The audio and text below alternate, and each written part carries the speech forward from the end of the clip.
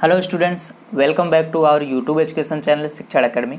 आज के इस वीडियो में हम standard 9th Vikas mathematic workbook में चैप्टर नंबर आपका 5 इंट्रोडक्शन टू यूक्लिड्स ज्योमेट्री में यहाँ पे सेक्शन ए सॉल्व करने वाले हैं। तो स्टार्ट करने से पहले स्टूडेंट, अगर आप चैनल पे पहली बार आए हो तो प्लीज़ इस चैनल को सब्सक्राइब कर लीजिए एंड बेल आइकन को प्रेस कर लीजिए, जिससे आपको हर एक वीडियो का नोटिफिकेशन मिलता रहे टाइम टू टाइम। तो चलिए सेक्शन ए स्टार्ट करते हैं। यहाँ पे हम सेक्शन ए में जो फर्स्ट क्वेश्चन आपको गिवन है ये आपका ट्रू फॉल्स है। State whether each of the following statement is true और फॉल्स। देखो बच्चों, ये जो आपका चैप्टर नंबर 5 है बहुत ही ज़्यादा सिंपल है। अगर आप इसका इंट्रोडक्शन और इसके जो एक्सियम्स एंड पोस्टुलेट हैं उसको आप रीड करते हो तो ये चैप्टर में आपको कोई भी परेशानी नहीं होने वाला है। जो आपको इस स्टार्टिंग में जो इनका इंट्रोडक्शन दिया गया है यूक्लिड्स का, ठीक है, उसको आपको रीड करना है एक एक लाइन टू लाइन। उसमें से क्वेश्चंस बनते हैं 1 मार्क्स वाले, एंड जो इनके एक्सियम्स हैं एंड पोस्टुलेट्स हैं उसको आपको यहाँ पे लर्न कर लेना है। तो सभी के सभी इसमें पूरे पूरे मार्क्स आपको मिलेंगे। तो चलिए स्टार्ट करते हैं। सबसे पहला लिखा हुआ है Euclid was Thales most popular student. तो बोला गया यूक्लिड जो थे वो थेल्स के सब बहुत ही ज़्यादा मोस्ट पॉपुलर स्टूडेंट थे। तो ये बात गलत है, यूक्लिड नहीं थे थेल्स के मोस्ट पॉपुलर स्टूडेंट, बल्कि कौन था, पाइथागोरस थे। तो यहाँ पे आपका क्या आ जाएगा, फॉल्स आ जाएगा। तो यहाँ पे हम फॉल्स लिख देंगे, ये हमारा फॉल्स हो गया। नेक्स्ट सेकंड क्वेश्चन बोला है there is only one line that can pass through a single point. इस क्वेश्चन में बोला गया है ओनली, देखो एक सिंगल पॉइंट से सिर्फ एक ही लाइन पास हो सकती है, बट आप देख सकते हो हम यहाँ पे infinite number of line can be, that means हम पास कर सकते हैं। तो ये स्टेटमेंट भी इनका रॉन्ग है जो हमें हमसे पूछा गया। तो क्या आएगा, there is infinite lines that can be pass through with single points. Infinite line pass हो सकते हैं। नेक्स्ट है given two distinct point infinite number of lines pass through them. That means दो आपको कोई भी पॉइंट गिवन है, यहाँ से बोल रहे हैं कि इनफाइनाइट लाइन आप पास कर सकते हो। देखो आप ओनली 1 लाइन पास कर सकते हो, अगर दूसरा यहाँ से पास करोगे तो एक से ही जाएगा।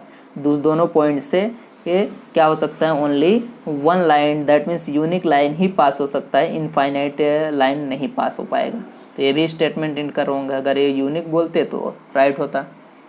नेक्स्ट है आपका क्वेश्चन, बोला two distinct line can not have more than 1 point in common. बोला गया है कि दो डिस्टिंक्ट लाइन के यहाँ पे दो distinct line can not have, दो डिस्टिंक्ट लाइन के पास नहीं हो सकता only then 1 point in common, एक पॉइंट कॉमन नहीं हो सकता। सही बात है, अगर आप यहाँ पे एक, दैट मीन्स दो आप यहाँ पे लाइन करते हो तो इसमें इनके देखो कोई भी कॉमन नहीं हो सकता, सिर्फ एक ही, दैट 1 पॉइंट इज कॉमन।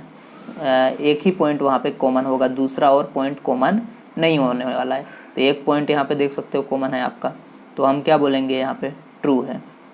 ठीक है, एक से ज़्यादा पॉइंट नहीं आएंगे कॉमन। नेक्स्ट है things which are double of the same things are equal to one other. बोला अगर कोई एक, मान लो सपोज मेरे पास एक एक्स है, ये टू वाई के इक्वल है, और जो मेरे पास यहाँ पे जेड है ये भी 2y के इक्वल है। तो देखो things which are double of the same things, ये दोनों क्या है, डबल हैं एक ही थिंग्स के, तो that are equal to each other. मतलब एक्स और जेड भी एक दूसरे के क्या होंगे, इक्वल होंगे, क्योंकि 2y ये है तो यहाँ पे देखो जेड आ जाएगा तो ये भी इक्वल होगा, तो ये आपका ट्रू हो जाएगा। ठीक है, ये हमारा, अगर आप पोस्टुलेट एंड एक्सियम्स रीड करे होगे तो आपको एक क्वेश्चन आ जाएंगे, कोई दिक्कत नहीं आने वाला है। चलिए नेक्स्ट क्वेश्चन देखते हैं। यहाँ पे सिंपल है सभी।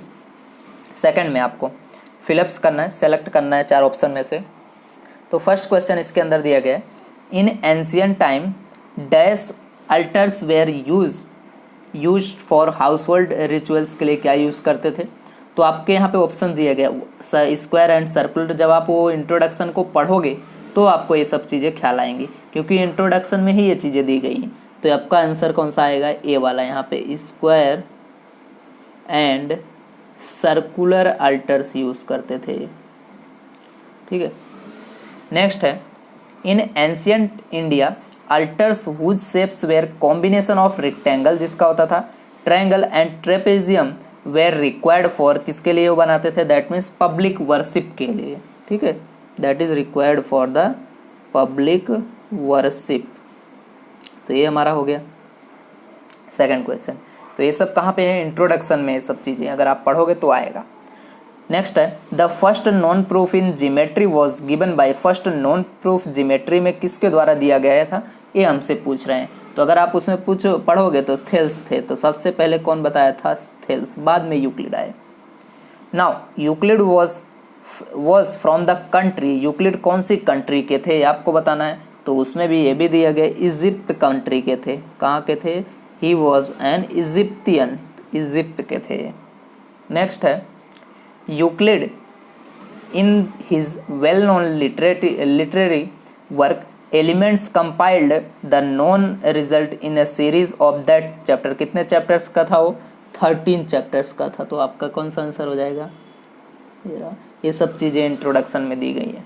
Next a solid has dash, अब सॉलिड के पास क्या क्या होता है, shape position, shape size and position and shape and size. तो देख आपको पता है सॉलिड क्या एक तरह का 3D शेप है, तो तीनों होगा 3 डायमेंशन, मतलब शेप भी है उसका, साइज भी है और पोजीशंस भी होगा। तो लिखोगे शेप साइज एंड पोजीशन, ये आपका आंसर आ जाएगा। नेक्स्ट 7 नंबर का, there are dash definitions in book one of the element, one of the, इस बुक में कितने डेफिनेशंस थे, there are 23 definitions. In each step from the solid surfaces line points 1 dimension goes to dash. तो इसमें से देखो आपको पता है सॉलिड में 4 डायमेंशन होते हैं, इसमें 3, इसमें आपके ये देने आपके कितना होता है 1, यहाँ पे 0, सॉलिड में 3, यहाँ पे सरफेस में 2, इसमें 1 0। तो देख रहे हो धीरे धीरे क्या हो रहा है, डिक्रीज हो रहा है, तो यहाँ पे लिखोगे डिक्रीजिंग, तो ये आंसर आपका आ जाएगा बी वाला। ओके स्टूडेंट, तो पेज नंबर 34 के ऊपर हमारा ये चैप्टर नंबर 5 का सेक्शन ए का सेकंड क्वेश्चन का 8 तक कंप्लीट होता है। नाउ आगे के क्वेश्चन को हम यहाँ पे सॉल्व करते हैं पेज नंबर 35 के ऊपर। ओके स्टूडेंट, तो यहाँ पे हम देखते हैं क्वेश्चन नंबर 9 आपका ये रहा, the edge of the surface are. तो देखो जो सरफेस का एज होता है वो किस तरह, सपोज मेरे पास एक कोई सरफेस है इस तरह से, तो ये जो एज है इसका, इसको हम बोलते हैं लाइन होता है, क्या होता है एक तरह का, तो लाइन होता है, तो आंसर आ जाएगा आपका लाइन्स। नेक्स्ट है the number of lines passing through 2 distinct points is are dash, मतलब 2 डिस्टिंक्ट पॉइंट से, तो कितने यहाँ पे कोई एक ही line, that means unique line ही पास हो सकता है, तो आंसर आ जाएगा आपका यूनिक। ओके सो तो यहाँ पे हमारा क्वेश्चन नंबर 2 कंप्लीट पूरा। नाउ थर्ड क्वेश्चन में आपको ट्रू फॉल्स यहाँ पे बनाना है, यहाँ पे दैट मीन्स फिलअप से फिल करके आपको ट्रू बनाना है।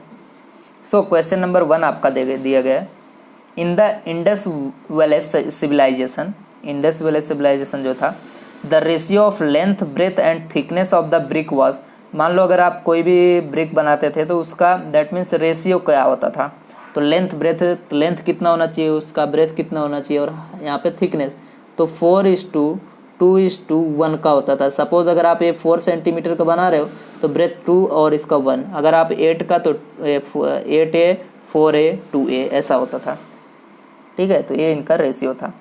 सेकंड था in ancient India the manuals of the geometrical construction were the dash, तो इसको हम बोलते थे सल, यहाँ पे तो आपका आंसर आ जाएगा सलबस्त्री, आंसर आ जाएगा सलबस्त्री, ये आ गया।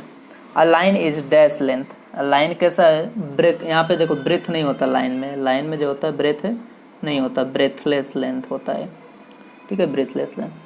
A surface is that which has dash only, surface में क्या होता है, ओनली लेंथ होता है एंड क्या होगा, ब्रेथ होगा, बस लेंथ एंड ब्रेथ। चलो next, Euclid used the word dash for a line segment, line segment के लिए उन्होंने क्या यूज़ किया था, terminated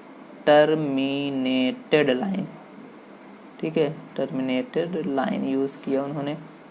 next the statement that the need to be proved is called, that means कोई स्टेटमेंट को आपको प्रूव्ड करना है तो उस स्टेटमेंट को हम क्या बोलते हैं, यहाँ पे थियरम बोलेंगे, that is called a theorem. Next in the Sri Yantra consist of 9 interwoven, तो आंसर आएगा कौन सा ट्रायंगल होता है, आइसोसेलेस ट्रायंगल, ठीक है। नेक्स्ट है the boundaries of a solid are called, देखो सॉलिड की बाउंड्री को हम बोलते हैं सरफेस, ठीक है, तो ये हमारा हो गया सरफेस। यहाँ पे हमारा क्वेश्चन नंबर 3 कंप्लीट हुआ पूरा। नाउ इस सेक्शन का लास्ट क्वेश्चन देखते हैं, क्वेश्चन नंबर 4 हमारा। क्वेश्चन नंबर 4 कंप्लीट हो जाएगा, फिर हमारा सेक्शन बी स्टार्ट हो जाएगा, नेक्स्ट वीडियो में इसको करेंगे। तो क्वेश्चन नंबर 4 में आपका यहाँ पे 1 वर्ड 1 सेंटेंस में आपको आंसर राइट करना है। पहला जो दिया गया, state the number of dimension of a line, तो लाइन में कितने डायमेंशन होते हैं देख सकते हो, ओनली 1 डायमेंशन, इस तरह से होता है, तो 1 डायमेंशन। नेक्स्ट है Thales was a residence of which country, तो थेल्स कौन सी कंट्री के थे ये हमें बताना है, तो he was an Grecian, that means Greece के थे, Greece. Next state the number of dimension of a point, तो ये पॉइंट इस तरह से होता है तो इसका कोई डायमेंशन ही नहीं होता, 0 डायमेंशन आता है। State the number of dimension of a solid, तो सॉलिड में कितने डायमेंशन होते हैं, 3 डायमेंशन, ठीक है।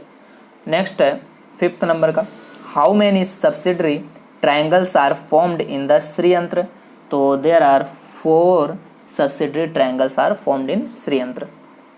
Next state the number of dimension of a plane, तो नंबर ऑफ डायमेंशन प्लेन के लेंथ एंड ब्रेथ होता है तो 2 डायमेंशन होते हैं। तो यहाँ पे हमारा पेज नंबर 35 के ऊपर क्वेश्चन नंबर 4, इसी के साथ हमारा सेक्शन ए कंप्लीट होता है चैप्टर नंबर 5 का, which is your introduction to Euclid's geometry. तो इस वीडियो को ज़्यादा से ज़्यादा शेयर कीजिए, लाइक कीजिए, कमेंट कीजिए। मिलते हैं नेक्स्ट पार्ट में सेक्शन बी के साथ।